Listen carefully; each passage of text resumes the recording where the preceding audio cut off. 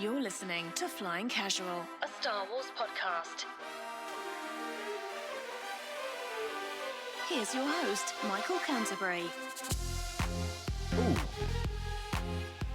Oh, yeah. Is the music old yet? No, not yet.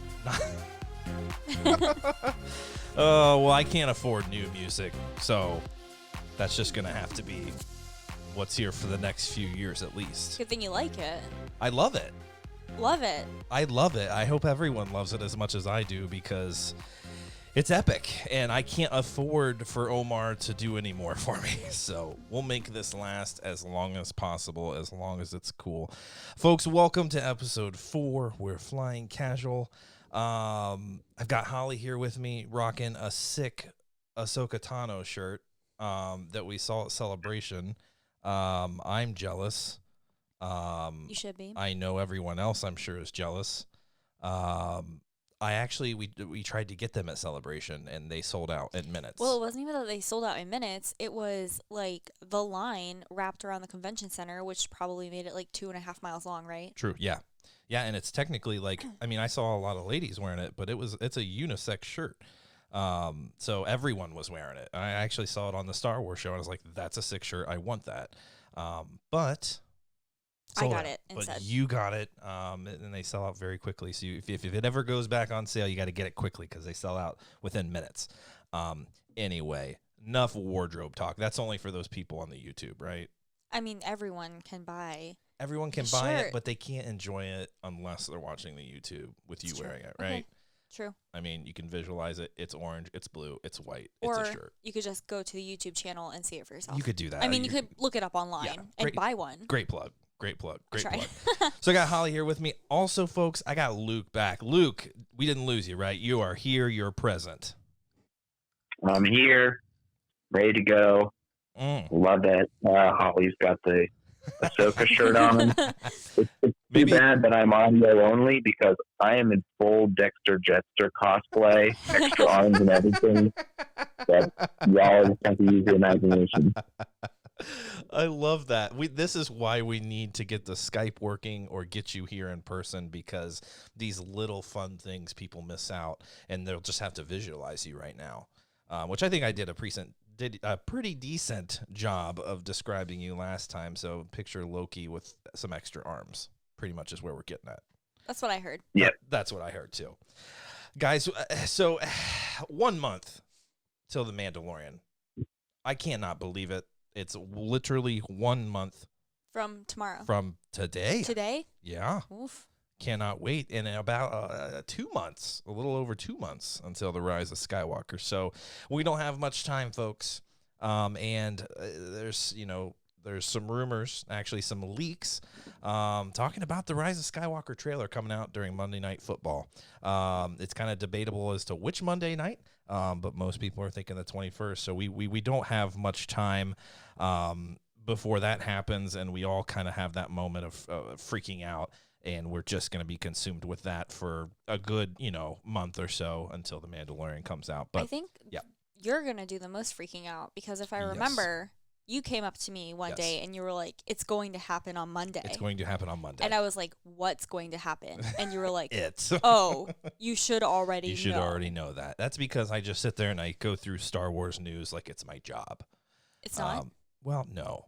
Unfortunately, it's not. And I'm not paid for any of this. No advertising, no Patreon, no nothing. So just doing it for free. But so a lot of fun stuff is really upcoming, but some stuff that within this last week has dropped as well. Had the first issue of the Star Wars Allegiance comic line, which is going to be a 4-issue line leading up to the Rise of Skywalker, which is exciting. We also got a new episode of Resistance, which I'll be honest, it wasn't the best, but it wasn't the worst. There's some fun stuff in there for everyone. We'll talk about that. And then I saw an article from Screen Rant the other day that I just the caption alone really just the caption or the headline of the article, whatever you want to call it. I don't know. Caption. The title of the article. I mean, it made sense to me. caught my attention immediately, and I was like, I got to read this. And then when I read it, I was like, I got to send this to Luke. This is going to knock Luke's socks off, and I know we're going to want to talk about it. And Luke's response was one of my favorite things. He read it, and Luke, what did you say? No, I'm trying to remember it. It was, I was totally pumped and boiling over. Boiling over. And I'm going to tell you right now, Luke's pretty calm guy. He keeps it pretty level-headed, but when he tells me he's boiling over with an exclamation mark, I'm like, well, okay, I knew this was going to be a good one, so I cannot wait to hear his thoughts. So we're going to talk about that here in a little bit, but Sunday night we watched Resistance, and Luke got to check it out before me. But Luke, I mean, what did you think of the episode, my friend? Well, first off, congratulations on being caught up. For the longest time, I kept asking you, and you hadn't finished season 1, so good job on that. I'm there. Yeah.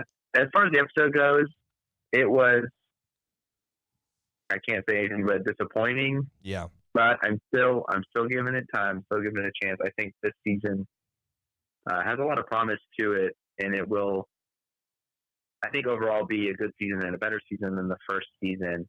It was just really small, this storyline in this season, until like the very last few minutes, where it connected to the blanking on her name, the woman from the mechanics team who's now with the First Order. I can't help you there. Pilot.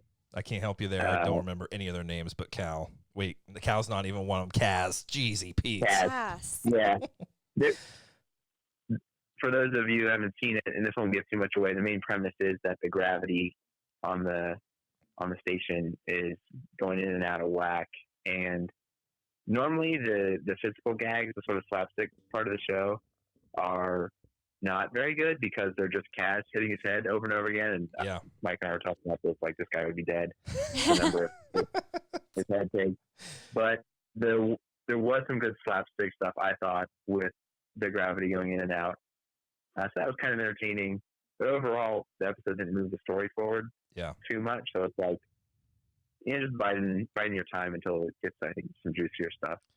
God, and you know what? I actually hate saying that too, because I have to keep reminding myself. Oh, can you still hear me? Yeah, we're good. I have to keep reminding myself, like, it is a children's show, because what did I say? Oh, Holly? I know what you said. Okay. I made Holly watch Resistance for her first time ever, season 2, so you missed half of the show already. But what was happening there? So there was a droid. Yeah. I don't know how much I can. Well, whatever. Yeah. It's out there. It's a BB-8 like droid. But it's like turned. It's like it's like an evil droid. Yes. And then Kaz is like wrestling with it. Yeah.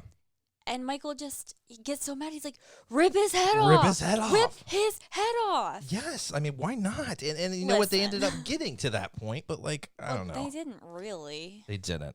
So I found myself yelling at the TV, Luke, because it was like you were watching sports, but it was Star Wars. Yeah, it was like Monday Night Football, and I needed to remind myself, this is the droid's head. Yes, this is like a show for 7-year-olds, and I need to remember that. But so you're right, Luke. It's man, we're close to Dakar. It looks like, but the First Order's probably going to intercept them before they can even Or I think actually the events of the next episode take place right before The Last Jedi. I'm pretty sure, which makes sense, right? Yeah, and that's one of the parts that I think has the most promise, is the way it kind of interweaves with the Last Jedi timeline. Yeah. Could have some interesting things. It talks about how close they are to Dakar when they made their hyperspace jump, which is, the base. Yeah. The Resistance base where we start episode 8 on. So I think there's going to be some more connections in with the main saga that will be interesting. And that's what you're waiting for in these subsequent episodes in the season. And I looked up her name to give the character some due. Tamra Goran. That's right. Tamra Goran. Perfect. I think that storyline will be really cool, about her joining the First Order and whether or not she sticks with it. Yeah. And Kaz is still kind of trying to reach out to her, send some message saying, like, he's sorry and he wants her to come back and things like that. Yeah. Yeah, it was interesting. We saw the evil BB-8 like droid from The Last Jedi Return.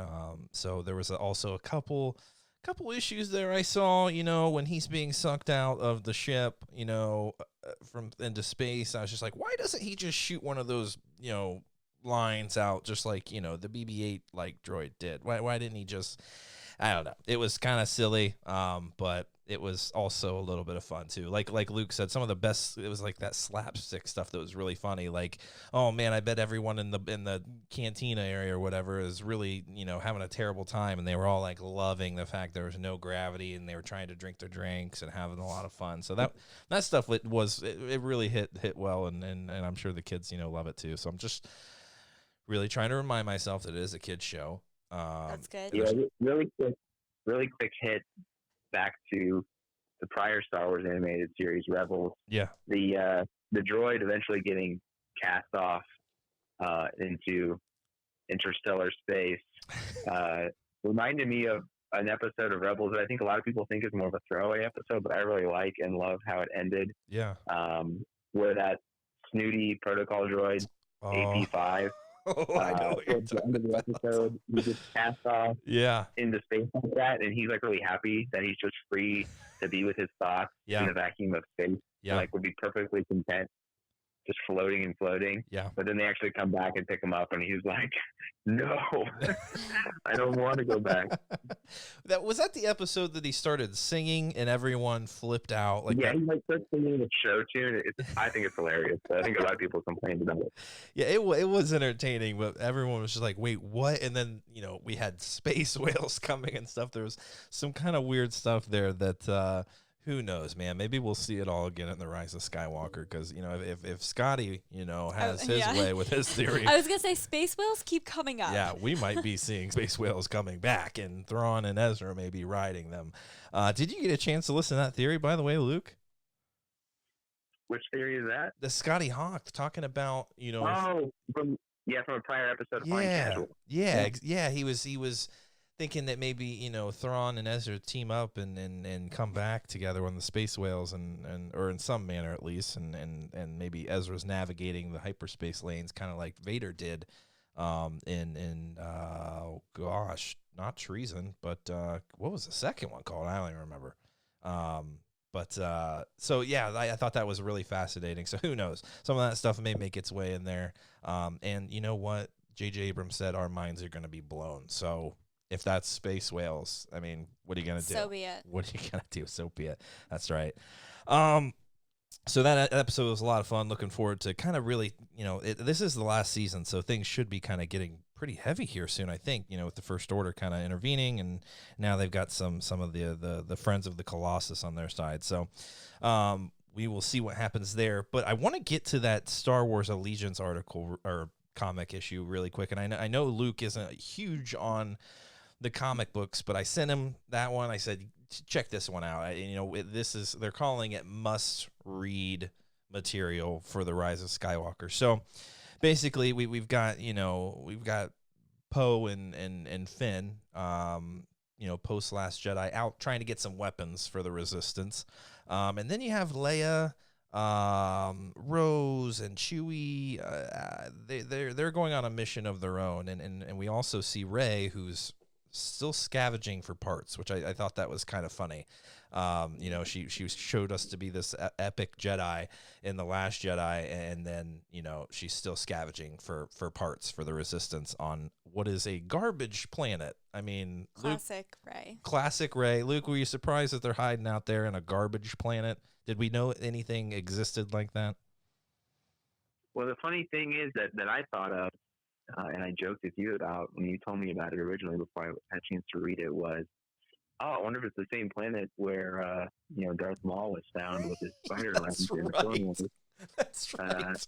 Did we ever look that up? I don't know if we did.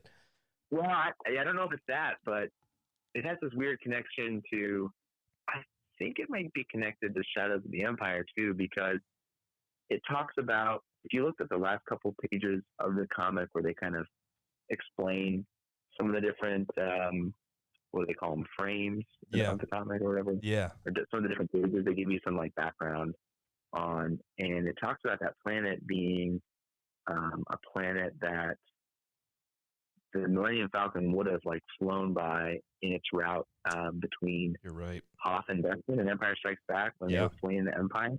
It like mentions in there that they would pass by this planet, and I think shout out to the Empire kind of. At least the video game, I can't remember the book as well, but the video game kind of takes place in the same time period as Empire a little bit. And in the video game, I think you end up on this trash planet where you fight IG-88 in the old N64 game. So I wonder if it could be that one too. It absolutely could be. Yeah, I never got to play that one, but maybe I need to grab that one. But yeah, I was kind of shocked. What was shocking for me, Luke, and I don't know, I mentioned this to you when we last talked, and I don't know after reading it if you kind of look at it differently, but so she's out scavenging and she comes across a beast on this garbage planet. Not a Rancor, something different. But she really, I think she uses the Force to throw a few things at it, but she's really trying to she's trying to summon the Force and she's struggling with it. Did that kind of surprise you at all? Yeah, we don't ever really see that in Star Wars that I can think of. Yeah. Like, we have Luke in The Last Jedi obviously choosing not to use the Force of his own, decision to shut himself off. But I don't think we've seen like a Jedi who's had some established Force abilities as having instances in which they can't use them like that I can think of off the top of my head. Yeah. Do you think that's like the planet, or there's like somebody interfering with her intentionally? It could be. You had a great theory, which we'll talk about here in a bit with, everything else that we're talking about, Anakin and maybe his influence. He could be, he could be the one that is kind of summoning the Force in Rey. Who knows? So there could be interference there. It could be, I don't know. There was a strange connection to the lightsaber there in The Force Awakens, and maybe if it's shattered and she has her ability, I don't know. We're as much as relics seem to be important, they more recently don't. The importance of finding, like Vader's helmet or the acolytes out there searching for relics and things like that, they've kind of toned down on that. And then I read an excerpt for the new novel, The Force Collector, coming out, and this kid has some kind of EU, I can't actually remember if it's EU, but he has an ability to touch objects that have had, significant importance and experience those events and see them.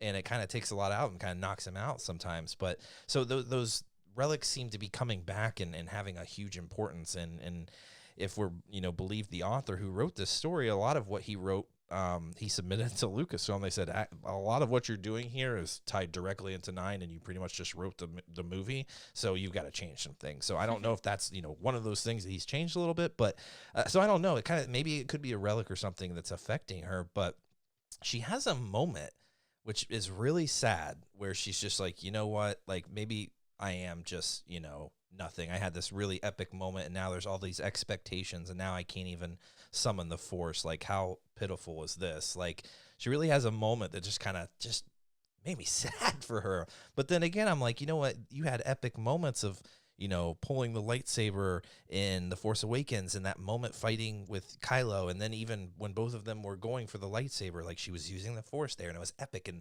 there was wind and everything. It was so just awesome. And now she can't even, summon the Force to do something to this beast. I was kind of shocked by that. Luke, were you feeling the same thing after reading that? Yeah, it was a really brief part of the comic issue, but it is really strange to kind of wrap your head around what are the various things that could be going on there. You had a kind of an interesting theory a few days ago when you were talking about it, that her strongest instances of utilizing the Force are usually in the presence of Kylo or on a planet or place strong in the Force, like Ahch-To. Yeah.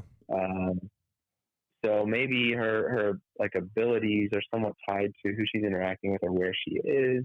Yeah. Potentially. I don't think we've ever really seen that before. So that seems like a little unlikely to me, but I'm not sure what to make of it. Yeah, it seems far-fetched to think that, she would need to be in certain places. We've never seen that before that I can think of. But it's funny, though, if you think of it, Jakku, they called it a graveyard or junkyard or whatever.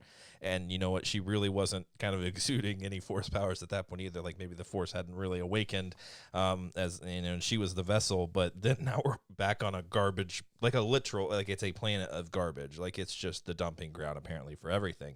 And she once again, not tapping into the force really. So I just kind of thought that was interesting. There's also a moment where it almost seems like she's talking to someone else in that same moment where she has this kind of moment of sadness. I don't know.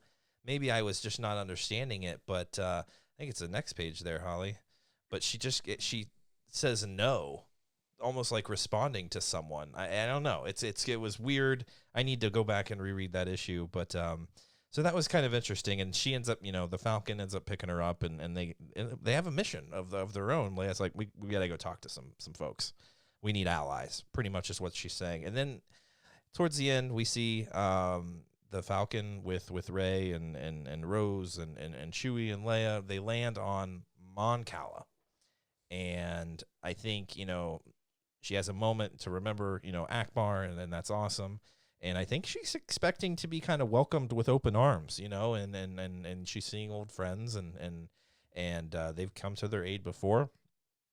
But that doesn't happen. They they're a little hesitant. They're like, after all you've done, why should we welcome you here and offer you safety? And that's when the issue ends. So we've seen previews for the next issue. We know we get to meet Akbar's son. If I'm recalling, it's Aftab. I think that's his name. So that'll be interesting, and it does appear that they kind of get over their differences and they welcome it in, and it looks like they're looking for allies, and maybe the Mon Cals are on board. But Luke, what do we expect from this? Are we going to see Aftab and more Mon Cals, the Quarren kind of joining the resistance? Are they going to maybe offer him support? Could we see an underwater battle? We've never seen something like that. I mean, we have in the comic books, and I think in Clone Wars, maybe? I think we saw an underwater battle. I was going to say, hold that thought, because we did see that in the Clone Wars. We did. That was such a long time ago, I didn't recall.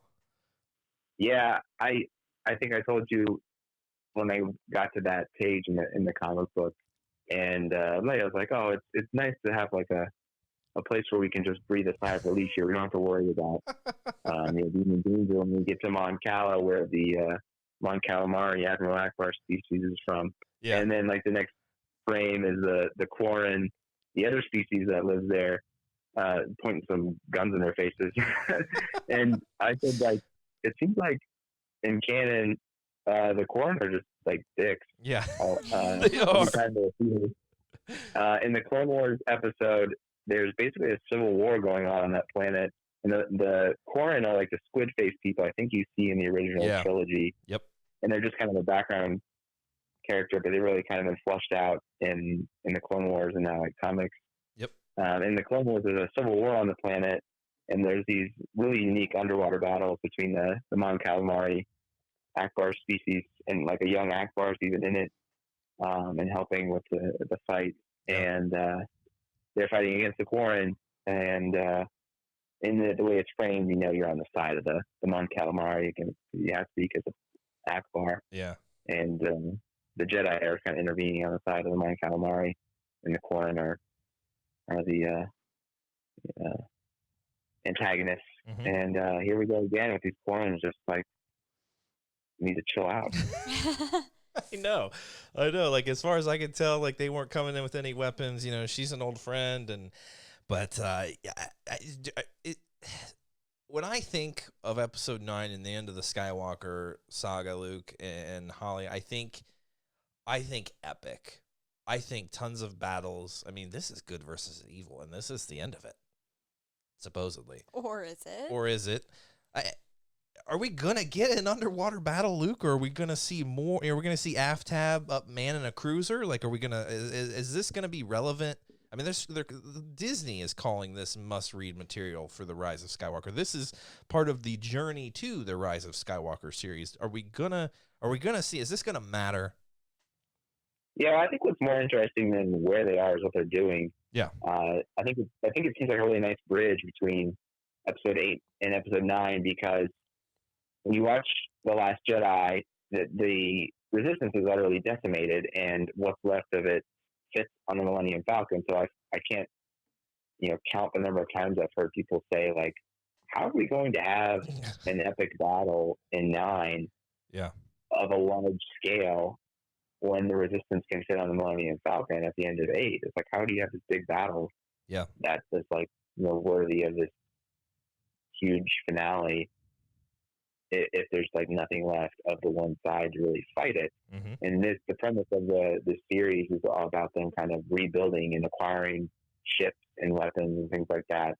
So I think it'll kind of help fill in that backstory. It's like, I'm assuming when 9 starts, we're going to see them having more people involved and more ships and everything. And most of the movie-going audience won't like give a crap about that jump.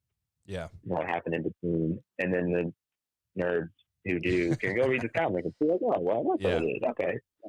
Yeah, they're doing what they're now doing in the original trilogy. They're filling in that time. We're kind of getting it before the episode, which is unique. That hasn't really happened a ton. Yeah. So do you guys think?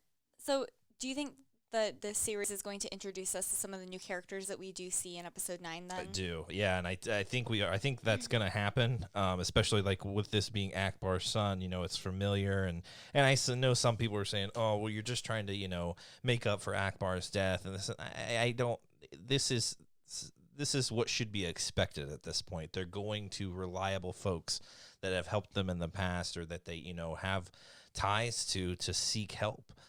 So I think we're going to see more of that, wherever that's coming from. But it's funny to think like, yeah, we're going to get a few issues of a comic book, or we're going to get a novel that kind of fills in some time.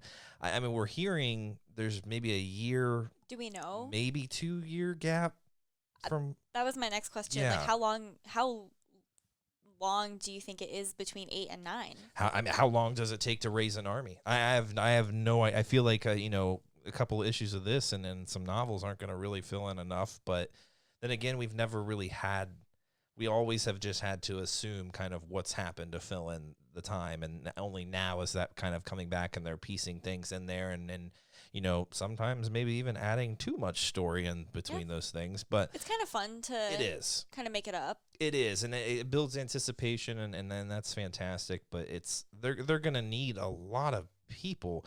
But then again, you got to think too, they're being hunted by the First Order. Like Kylo Ren says in this, they actually track them down.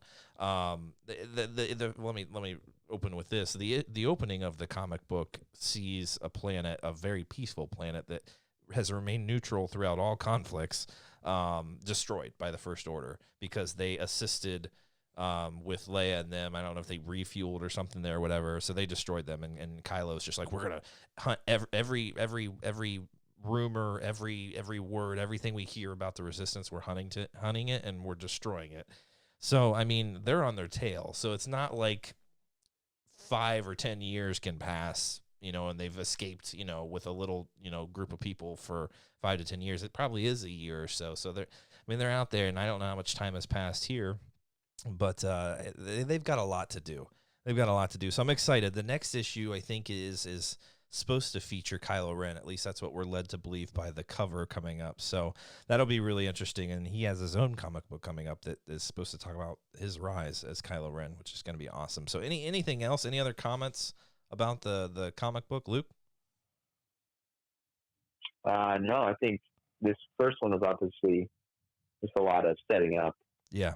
The whole storyline that's to come in the subsequent issues. It looks like it might be only 4, maybe, or something like that. But yeah, I think we're not going to find out many of the juicier parts until later issues. That's true, and I think of that last one, and I think at least like I said, they kind of break up the covers for you. It looks like it's going to be focused on Rey, so maybe we'll actually see her for the first time, meeting other Force ghosts, meeting Yoda, seeing Luke as a Force ghost. That's probably going to be pretty terrifying. And maybe, we won't have to kind of go over all of that in Rise of Skywalker. But then again, you think about the casual fan that's not going to go read this stuff. Maybe they do need to kind of talk about that a little more and show those interactions and things like that. But I don't know. We just have to wait and see. So we've got a month or 2 months. So we'll be reading these issues on a weekly basis, and they are released weekly. So that'll be great. They say how many issues? 4. Okay. 4 for that particular line, and then they'll have the comic for Kylo and kind of that kind of stuff filling in. But so that was fun. So next topic, if you know Freddie Prinze Jr., you know I was a big fan of him in Summer Catch. You still are a big fan. I'm of him obviously in everything. But even back in the day, you know, I Know What You Did Last Summer. That was a good one, right, Luke? Were you watching that too? Oh yeah, that's what I'm talking about. He was the heartthrob of the 2000s.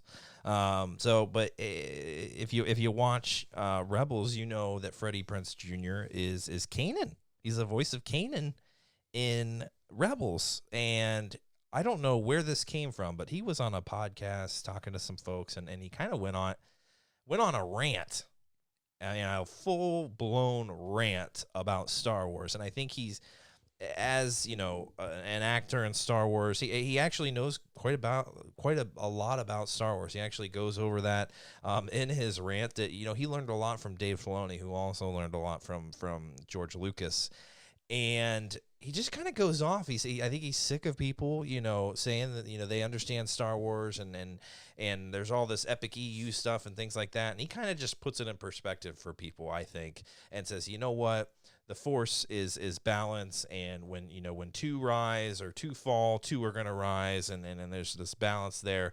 And obviously, I'm sure you all have kind of watched that, and I'm sure had your own opinions. I think everyone seems to think, holy cow, like that was epic. Like, yeah, he definitely knows what he's talking about.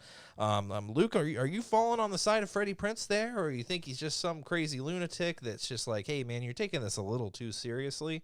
Or is he right? Did he have a lot of good stuff to say? They kind of shoot my own horn and the Flying Casual podcast horn. Let's go. I couldn't help but feel like it was the yin to my yang from my first appearance in episode 2. I kind of closed out our conversation last time saying, you know, everyone just take a deep breath. Yeah. Just enjoy Star Wars because it's fun. You did. And it's a distraction from regular old life. Yeah. And, you know, just bring love to it and it'll give love back. Yeah. And then Freddie's like, you know, stop bitching about everything. Lay off base with the crazy ideas. And I know Dave Filoni. And so that was really hilarious to me thinking about that. And if you watch the Rebels series, special features and everything, and they do a great job of including a lot of really cool special features, talks with the actors. Yeah. Including Freddie. He's a huge part of that show, and I think one of the better Star Wars characters around in Canon. And he was so into it. Like, you know, an actor, I think, could just show up and do their job, especially voice actors. Like, there's voice actors who do like hundreds of characters and bounce from one thing to the other, and are always, you know, grinding just to make a living. Yeah. But like, you could tell that the actors who did the voice talent for that series were all, I think, really into it. And especially Freddie brought a lot of Star Wars fandom and love to it. Yeah. And you could tell he was deep into talking things over with Dave Filoni. Yes. So, like he said, learned from the man, George Lucas. So, yeah. Like, the next best thing to talking to George Lucas, hands down, is talking to Dave Filoni about Star Wars. That's the next best thing. Yep. And so I give a lot of credence to Freddie's point of view because he has hours and hours of being directed by Dave Filoni. Yeah. And then just talking things over with Dave, Star Wars, you know. So Freddie's talk of what the balance of the Force means and how it's pretty straightforward, good and evil morality tale. You know, I think it bears a lot of weight. Yeah. I couldn't agree more. Do you think he watched that episode of Flying Casual and it was like, you know, I really like, you know, how Luke ended that, and that's fantastic, but Luke didn't go far enough. Because I mean, you want to be a little more aggressive in people's face. But right? like I said, yin to my yang. You need a little of both. I mean, I'd like to say, Freddie Prinze Jr., big fan of the show. I'd love to say that. So I'm going to go ahead and make that connection that he was watching it and really loved. We don't know that he's not. What's that? We have no evidence that he's not a fan. So let's just assume that you're absolutely just saying, right. Like, he knows the number. He can just call in and have a conversation with Freddie, us. that number 614-398-2119. There it is. I mean, I would gladly have you rant on this show. But let me tell you something about Freddie. Can I call him Freddie? Is that okay? Like, I feel like I know the guy, grew up with him. Okay. Is he better looking? Yes. Is he smarter? Yes. Does he know more about Star Wars? Yes. But I feel like I can call him Freddie. I mean, that's his name. That's his name. The dude is fascinating. I have watched multiple interviews with him. He did a great one, Luke. I don't know if you watched it on Collider. I may have told you about this like over a year ago or whatever, but the dude had a fascinating life, and he's a fantastic storyteller. I mean, I feel like he could actually probably write Star Wars. He's just a great storyteller. So he's a fascinating dude, and to get to be able to speak to him about Star Wars, like I don't know. I would be blown away because he really did. Like you said, he worked on Rebels for over 4 seasons. Like, it's just he sat with Dave Filoni and probably just took it all in because he was a big Star Wars fan before. But I mean, getting to do that, he just took it all in. So he straight up told people, "Was like, I could ruin it for you right now." He could probably ruin the Rise of Skywalker for us right now. But hopefully he doesn't. But he won't, obviously. Yeah, but the dude knows what he's talking about, and I loved it. I in Rebel Watch and here in Flying Casual, I always, we try to keep things chill, but sometimes it's difficult. It's like me yelling about, Kaz not ripping the head off of that droid. It's like sometimes you get a little passionate and you can't hold back. And I admire Freddie for that. So I really enjoyed that. If people think he went too far, well, I don't know what to tell you. You can be passionate about Star Wars. And like he said at the end, just like we did, it is for kids. And so that you got to have that perspective when you're thinking about it. So any final thoughts? We need to have Holly watch it, obviously, but yeah, I definitely didn't watch it, that's but okay. I have read a little bit about it. It's all over the internet, and it's all people are talking about. So I figured we, give it a little nod here, and I mean, make the assumption that Freddie's watching the show. I really think he is, or he's listening, or in some manner, Freddie Prinze Jr. is a fan of Flying Casual. You heard it here. So Freddie, call in that number. Just mentioned it, but hit us up. Now, I think the most fascinating part of this discussion, and I think it's something that Luke is looking forward to as well, it is this Screen Rant article that I just happened to come across, and I don't know if anyone else is really talking about it right now, but I'll tell you one thing. Articles, from Screen Rant and Cinema Blend and Collider and all these kind of entertainment sites, they do tend to blow some things out of proportion. I will say some more than others. Some are very straightforward. It's like, this is what we heard, this is what we report. Some will take a clip of something and they'll blow it up into, oh my God, Mark Hamill hates Star Wars or something. Sometimes it's insane stuff. So a lot of times from Screen Rant, some of the stuff's pretty straightforward, and I can appreciate that. This one caught my attention. Just like I said, I probably botched what I said earlier, but the title of the article caught my attention. The caption. The caption, whatever you want to call it.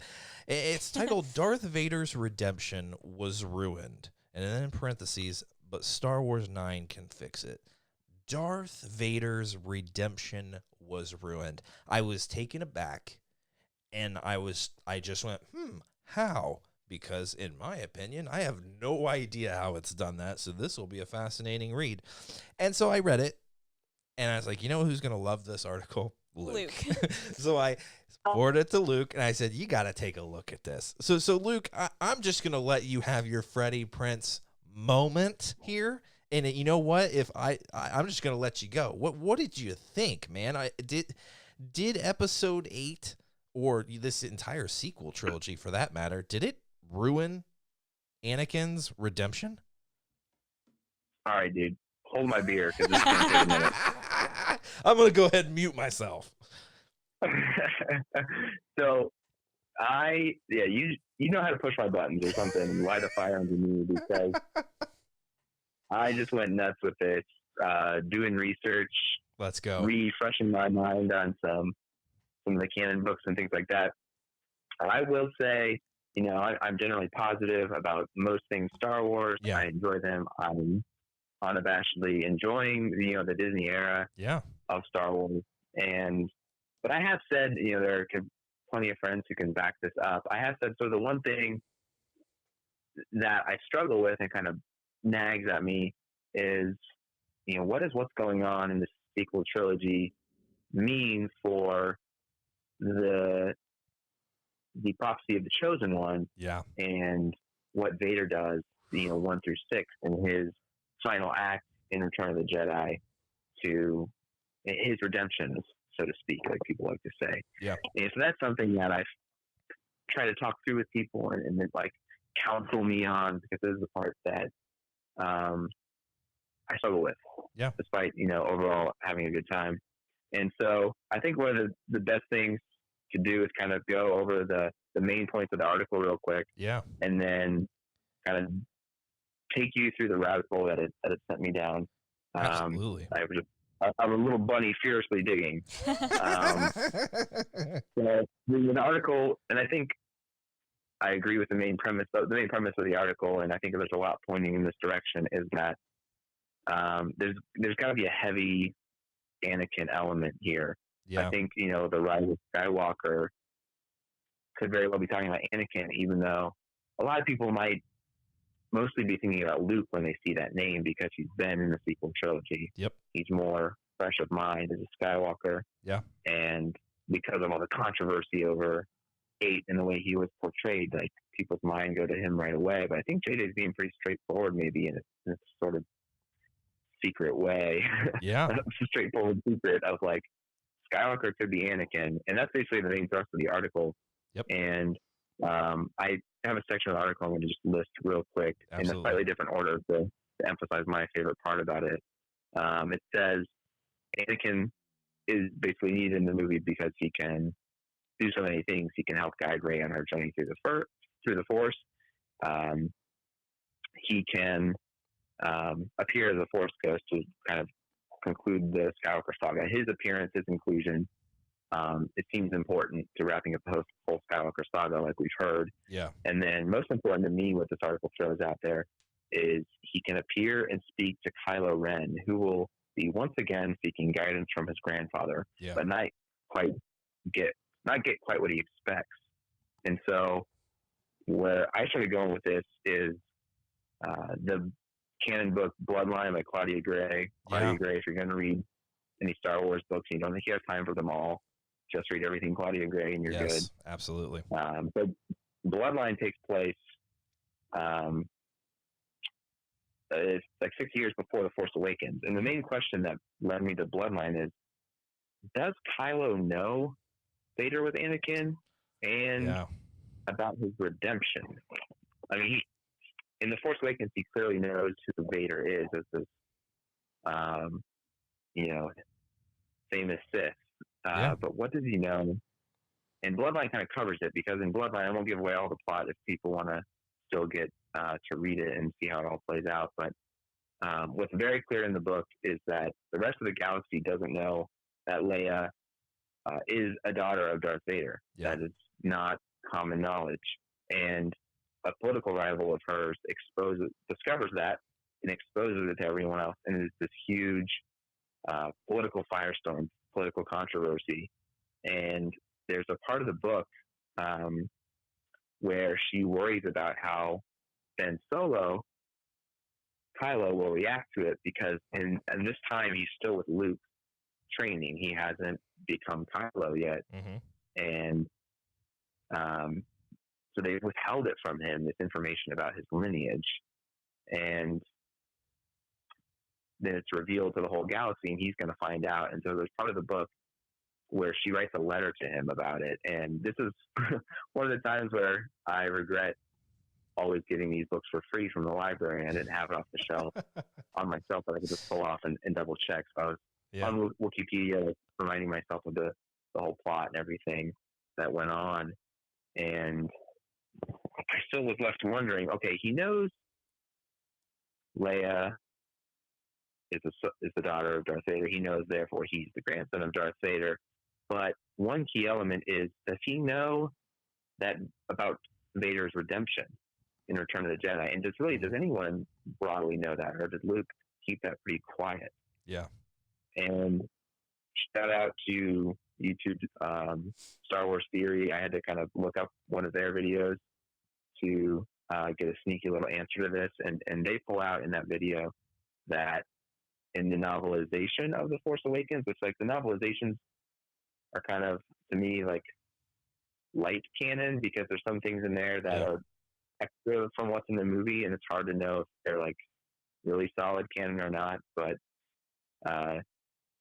in it, Kylo and Snoke discuss that everything with the Empire would have been fine. The Empire would have never fallen if Vader hadn't turned. So, like, they know Vader turned and helped Luke destroy the Emperor, basically. In that, Kylo knows.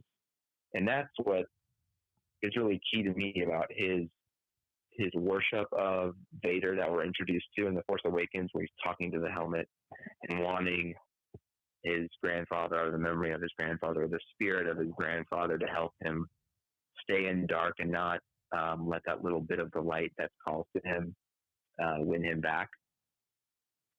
And so, just stop my lunatic raving, ranting.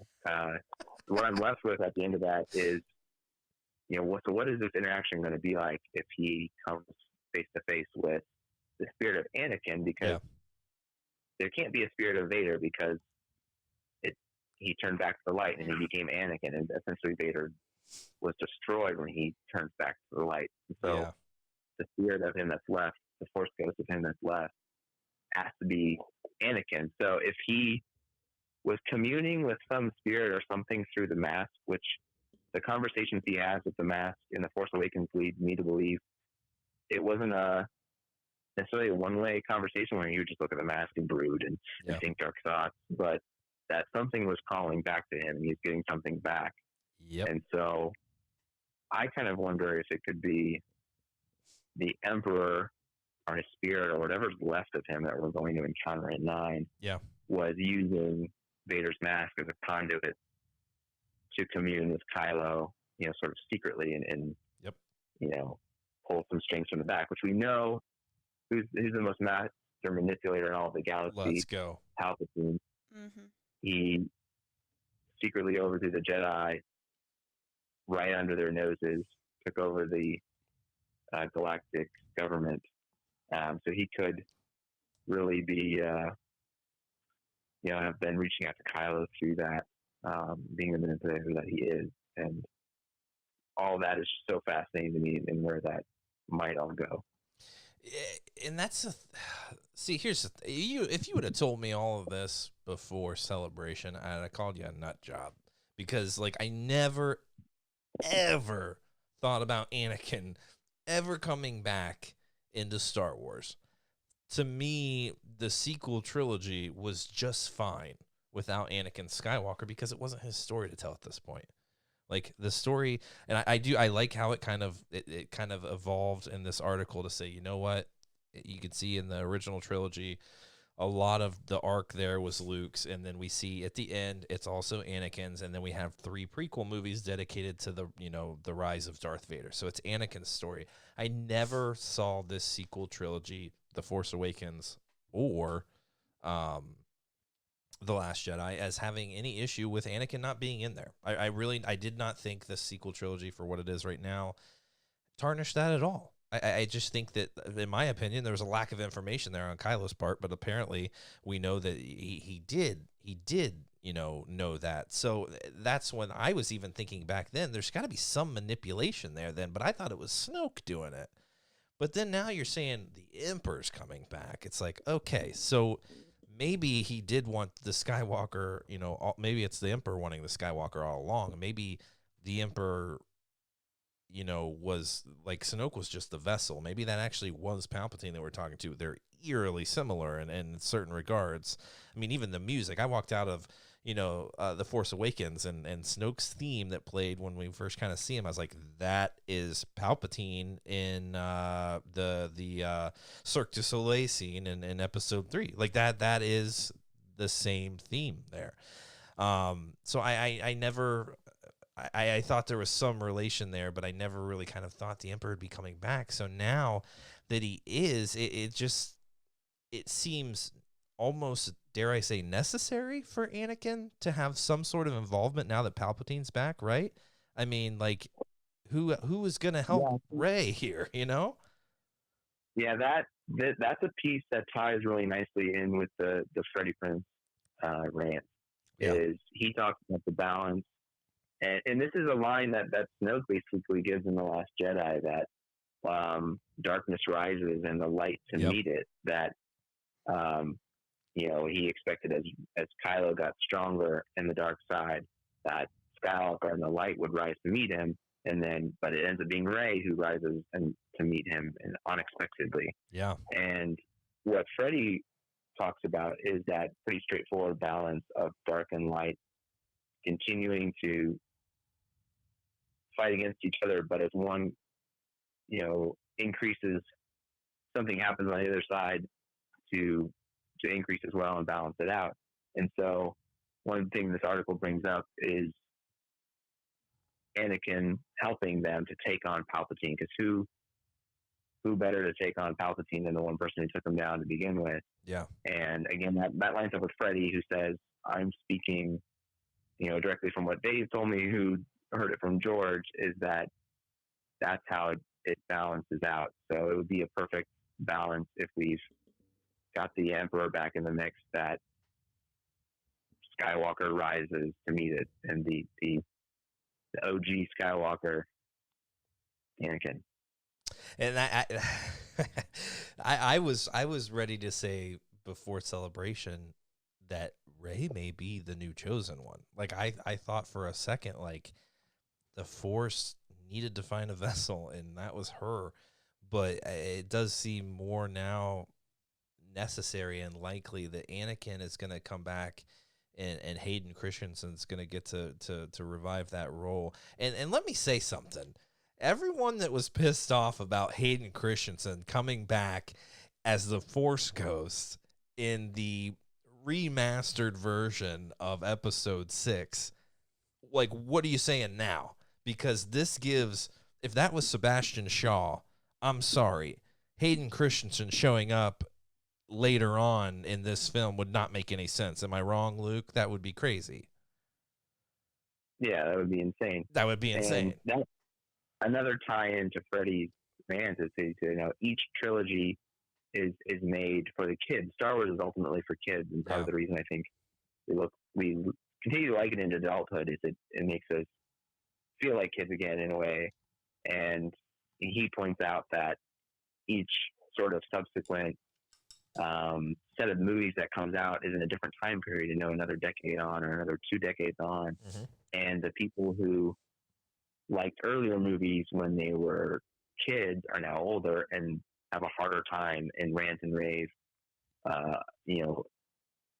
hateful vitriol against the new movies. Mm-hmm. But it seems to change every time with each new generation grows up loving it. So now you have this set of fans who grew up, and Mike, you and I, are kind of in this era too. I was 12 years old when the Phantom Menace came out, mm-hmm. so kind of right in the prime range to take in Star Wars. And so, I have a much fonder view of the prequels than a lot of people who are from the original trilogy generation. Yeah. But now our generation is older, and I think our generation will be very happy to see Hayden back. And maybe some of the older generation wouldn't, but I think there's enough of us around to have warmer feelings towards the prequels where, we aren't going to freak out about bringing Hayden back. Yeah, you just, it's almost like everyone just needed a few years to kind of sit on the prequels and just say, you know what, I understand why they were so different. There was a lot of different factors there, but and now it's JJ's job to try to tie it all in, which is why it makes sense for Palpatine to come back. It makes sense for Anakin to have a moment because George said I mean, he said it in a 60 Minutes interview. This is Anakin's story. So, I mean, the first two movies of the sequel trilogy kind of led me to believe that we were going in a different direction here. But I mean, it's different now. And what's really, I'm making all these connections now because you were alluding to Vader's mask, and I had mentioned Holly's kind of theory about Anakin's saber and that connection that Rey seems to have to it. And then we started talking about the Force Collector novel. It feels like these relics may be a huge part of this, that we'll find potentially that Palpatine was speaking to Ben Solo through Vader's mask. He needed some, I call it a relic for lack of a better term right now, needed something to be able to connect with him. And then you have this Force Collector book coming out. This teenager can touch an object, and if it had significance, that's what he's calling it right now in the excerpt, significance, like a Jedi battle or something like that, he witnesses that and experiences it, and he like blacks out. So, and Rey has a similar experience when she touches Anakin Skywalker's lightsaber, and Luke Skywalker's lightsaber. I'm wondering if this is going to be a little more, I don't know, really Force connection heavy. We saw the Force connection with Ben and Kylo. That was something new. But, relics and connections, I can't recall who in the EU or even the new canon material that could touch something. And I don't remember who that was. But, guys, let me know in the comments who that was. I can't recall at this time. Didn't do my research. Yeah, but that was... Who was that, Luke? That was Quinlan Voss. Quinlan Voss could do that. That's right. Yeah. So it feels like this could be important, and maybe, Palpatine couldn't come back in that moment in full form because of that balance, because you had Luke, you had Rey, you had Snoke, you had Kylo, but he was manipulating Kylo in some manner to get what he wanted. And maybe now that Snoke's gone, if Snoke wasn't that vessel for him, now that Snoke's gone, maybe he's just now able to rise, and it wasn't just him kind of waiting in the background until the right moment kind of came, or maybe he was. Maybe he's that powerful. I don't know. But it may be now that we need Anakin Skywalker there. But that just, but is that? Are we going to see a Force Ghost do something, Luke, that we've never seen before then? Because I mean, if Palpatine's back in the flesh, and let's just assume that Kylo Ren is still evil, I mean, Rey's going to need, in my opinion, some physical help. This isn't, I mean, if you look back at unused scripts for, I think, A New Hope, or maybe it was Empire Strikes Back, Yoda talks about intervening with Obi-Wan if Luke were to get captured. I think that was the story behind the script, but they were talking about Force Ghosts actually intervening in moments, and even Obi-Wan alludes, I won't be able to help you. And is that like, is there something that's keeping you from doing that? Are you actually able to intervene? So I'm wondering if we'll see Anakin maybe as the chosen one and as one of the most powerful Jedi of all time. Maybe he has developed, maybe he's been studying with Qui-Gon and Luke and Yoda, and all those great minds have come together, and Anakin's found a way to return. That would be insane. Is that the rise? Is that the rise of the actual Anakin Skywalker, like you said, Luke? Yeah, I'm eating up everything you're throwing down here because, yeah, you're right. Some of George's, I think, especially in Return of the Jedi, some of his early scripts and idea had at least Ben, I think, possibly joining in actively in confronting the Empire Invader as a Force Ghost, but doing more to affect the physical world and basically fighting alongside Luke. And they've done more and more to sort of take that idea and put it into canon with Force Ghosts or the Force from afar as a spirit being able to affect things more in real life, with Yoda being able to burn down the tree on Octo. You're absolutely and right. to whack Luke on the nose with his cane or whatever. Great call. There's kind of dropping little breadcrumbs along the way that, yeah, Force Ghosts can do more than you think. So I definitely could see that happening. And yeah, artifacts, especially in new canon, are a huge part of things. What comes to mind, and this is another thing really relevant for our generation, is a Horcrux from Harry Potter. I love that Harry Potter made its way onto this podcast. Let's go. That's what it kind of reminds me of, the whole like artifact, especially on the dark side. It seems like in a lot of the canon stuff now, there's dark side spirits and things using artifacts as conduits and things like that. So yeah, that's all. There's a lot of times pointing towards all this stuff, I think. So Holly, if I tell you that Luke, Qui-Gon, Obi-Wan, let's say Obi-Wan, God, who knows, Ewan McGregor could show up. I don't know. They could make him look, older, like they all come together and they sacrifice themselves through the Force to bring back Anakin, because that's what the galaxy needs to fight the Emperor. Is that something you're buying, or are you saying that feels so different from this sequel trilogy? I honestly don't know at this point.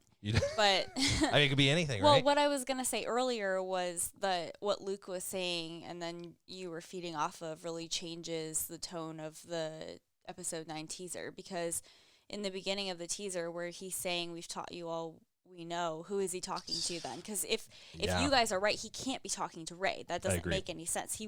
That would have to be directed at, I don't know, maybe Anakin or.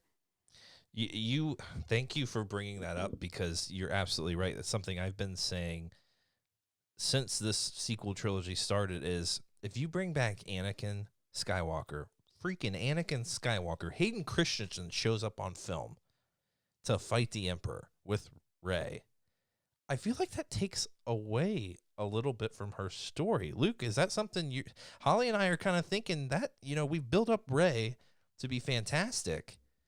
Are we taking away from her story? Is it enough to say, well, this is the Skywalker saga, and it's Anakin's story, so be it. You know what? She's got to, sit on the sidelines, or he's got to, come in and help out. Is that taking away from her story that we've built up over 2 movies? I don't think so. I think she can continue the Skywalker legacy, despite not being maybe biologically a Skywalker. So I don't think that does. I think we've had 8 movies already involving Skywalker, so they carry more weight than a character we've only had for a couple of movies. But there's a place for her. Yeah. I think so. I don't think it does. I think she's there to continue what it means to be a Skywalker. Because I'm envisioning, like you said, Holly, in that trailer, Luke saying, "Over 1,000 generation of Jedi are with you now," or is that what he says? 1,000 generation of Jedi are with you now. So yeah, I mean, like that could be an epic battle, but we're assuming he means the training. Like we've passed on all we've learned. I mean, I'm just picturing the line of those characters there. Just kind of, I picture Hayden Christensen kind of nodding, and Yoda nodding while Luke's talking to her, saying, "We passed on all we can learn, or all we've learned." So I'm kind of torn. When I first found out that Palpatine was coming back, when there's evidence of it. There's this kid's YouTube channel, and he filmed our reaction at Celebration, and I was losing my mind. Oh my gosh, I forgot about that. Yeah, we'll have to see if that guy will let us, tag that here in our channel. But I was losing my mind. I was blown away by what I was like, let's freaking go. That's the greatest thing ever. I think I was crying. I was yanking. I was freaking out. And then I kind of sat back and thought about it a little bit, and I kind of thought, this is a little lazy. Bringing back these characters felt a little lazy to me, because I really liked what they were doing with Rey and Poe and Kylo. It felt lazy to me. But then I thought about, you have a huge population of the Star Wars fandom that did not like the direction things were going and did not feel like it, like this writer of the Screen Rant article feels like it's not tying enough into Anakin Skywalker. They felt like these two movies did not do him justice. What's the freaking title of the dang thing? What's the title of this article again? Yeah, it is called Darth Vader's Redemption was ruined, but Star Wars 9 can fix it. like people are upset by it.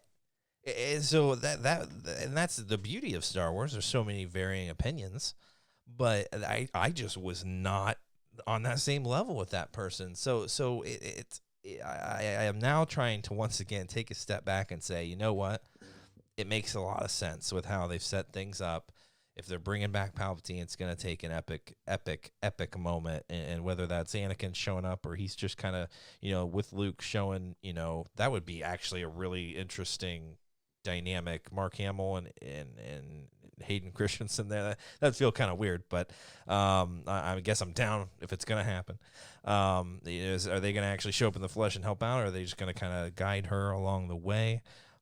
She's going to need a lot of help, and I'm really fascinated to see how this thing ends.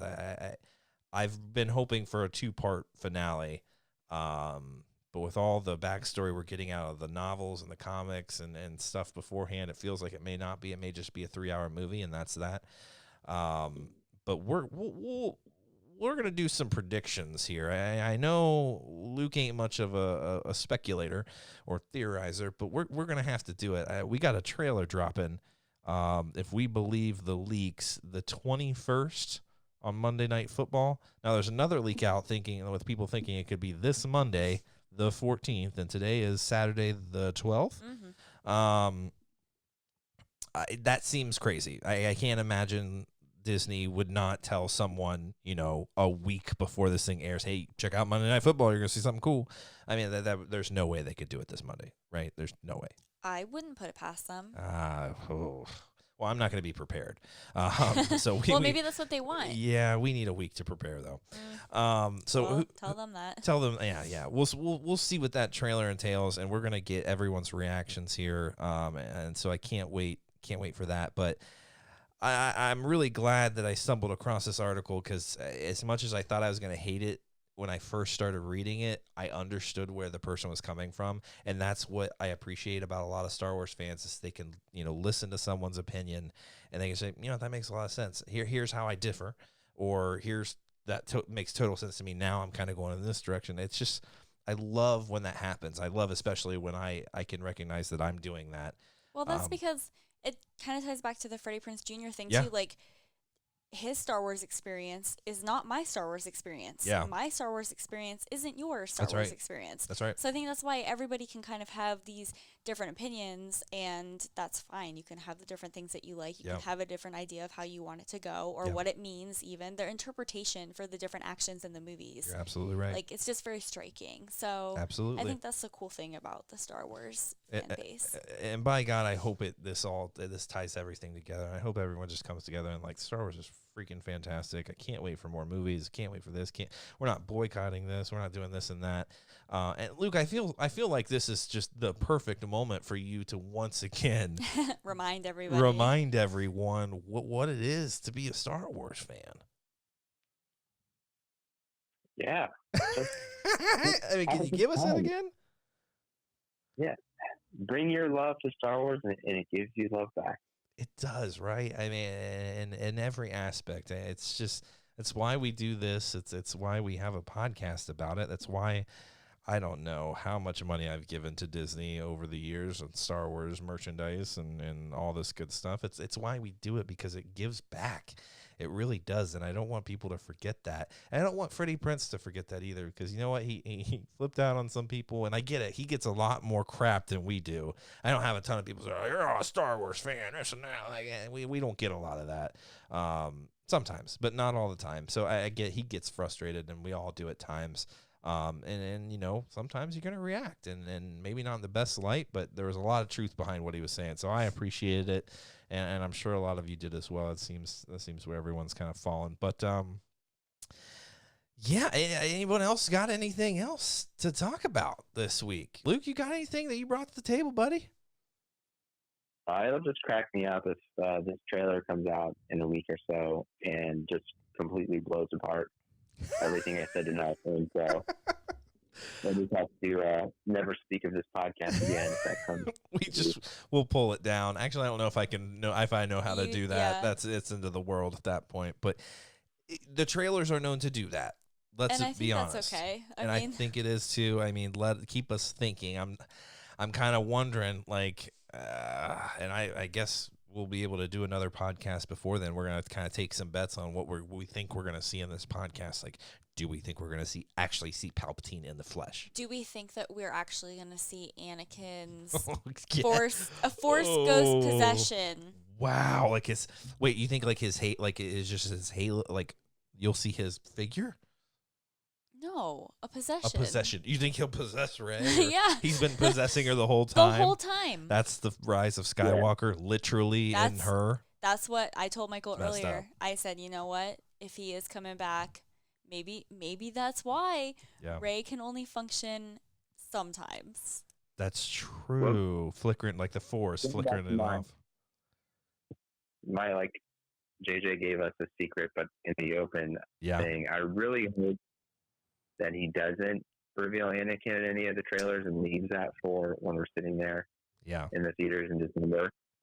Because he already, I think the piece that he gave away in terms of the Emperor being here is already like, okay, they've given us that.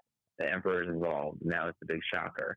I feel like the balance to that of Anakin being involved, you wait to actually confirm until we see the whole movie. I really hope that if he's in the movie, they don't reveal it in the trailer. Even though I've now convinced myself and other people have that he really should be in the movie. It'd be great to have him in the movie. Like leave that out of the trailer, please, so we can still wait to see for sure. Yeah, no, I agree. Yeah, it needs like that Yoda moment, right, where Luke's going to burn down the tree and the camera pans and it's Yoda standing there. And Luke, I'm so freaking glad you brought up Yoda and the Force lightning, and like technically it's actually literal lightning. It's not even like Force lightning, summoning that and hitting Luke on the head. Those are the subtle moments that I think we all just kind of like, oh yeah, he could totally do that. Like Obi-Wan sat on the rock or whatever on Dagobah. It's like, but like, is that something like that's kind of like, are they able to do like fight somebody? I don't know. Because we always kind of were led to believe that wasn't a thing they could do. Obi-Wan said, I cannot interview. I'm so glad you brought that up. And so the 21st is coming, you know. We've got a little over a week until that trailer drops. So we'll record this coming weekend, get everyone's thoughts. What are we going to see? What are we not going to see? And then we're going to review the dang thing. So we're probably, we're definitely going to get a reaction to that trailer up live. You're probably going to see me cry or freak out or both. Or both. Something's going to happen. And we're going to probably do a live podcast after that. I want Luke on here. I want Holly here. And I want to try to get some of you guys to call in and kind of give your thoughts and get those live on the tubes. Yeah. Make sure that you let us know what you think that you're going to see. Because we'll share some of that. We'll share some of that on the podcast before we watch the trailer. Oh, boy. That Facebook group is going to be freaking out. I think at some point in the Facebook group, the notifications stop for me. I just stopped getting notifications because there's so much Facebook. I can't even tell you there's 20 notifications. And my Facebook app just crashes. It just shut down. Yeah, I guarantee you that's what's going to happen this coming weekend. Everyone's going to be hot on the trailer and wanting to get their predictions out before things happen. And I love it. I'm getting giddy right now thinking about it because I have my own. Yeah. But I am with Luke, where I hope that the Anakin thing can just stay a mystery until absolutely, the movie. Absolutely. We're gonna see some really good hero shots of our characters. That's what we typically get to see. Some more Lando, I'm sure, and all that good stuff. So it's just a matter of where they are, what they're doing. So I'm excited. So guys, I really hope you enjoyed this discussion. Go ahead and take a look at that Screen Rant article, and if you want, we can post it in the group there so you can talk about it. But really fascinating stuff there. I'm really glad we got Holly and Luke's thoughts on that because I I knew it would be an interesting one. I just knew it when I read the headline. So we're going to keep looking out for interesting articles like that. And who knows? Maybe we'll start writing our own soon. Holly's an excellent writer, so we may start our own little writing blog on the Facebook group. Who knows? And maybe we'll get some of you guys to do some of that as well. But that's it. I mean, that's episode 4, guys. I really hope you enjoyed it. I can't emphasize enough. Go into that Facebook group. It's a fun group to chat with. There's a lot of theorizing. Not too many spoilers going in there, which can be fun at times and also scary. Also, go subscribe. I cannot emphasize that enough. If you're watching on YouTube and you're enjoying what you're hearing, I know they're long episodes. There's going to be reviews, though, and there's going to be live stuff in there. So go ahead and subscribe so you get that content. And sit and break bread with us. Grab you a beer and crack one open and watch the video and enjoy it with us and theorize with us. It's a lot of fun there on YouTube. Subscribe and download from Apple Podcasts or Spotify or Google Play, all that good stuff. Go get it wherever you can and join us. And if you can, I don't want to beg for reviews or rates, but go to Apple Podcasts and throw us a good review there if you don't mind. That it means a lot to us, and it definitely helps get the name out there. And we want to share this experience with more people and have more listeners to engage with, because that's why we're doing what we're doing. So it's also fun to read the reviews. We'll give you guys a shout out if you give a review, but also Absolutely. Michael he does a little dance every time somebody leaves a good review for us and gives us some good comments and some good feedback. Yeah, we would love. I love that stuff. Even if it's negative, I'll take that as well. But leave your comments there and give us a rate if you don't mind. That really helps the podcast. And send us emails. Send us an email to flyingcasualcast@gmail.com, or send your theory. You could be on the show. You could send a voicemail to 614-398-2119. Let us know your thoughts there. I enjoy those things more than anything, because I can hear people's sweatiness coming out in their voice. It's fantastic. So leave us some voicemails, send us an email, and give some love here to the podcast if you don't mind. But that's it. That's all we have for episode 4. It's been a lot of fun. Thank you, Luke, for joining us again. Holly, that's a sick shirt. Go get you a Tano shirt today. And just remember, folks, just keep flying casual. Peace.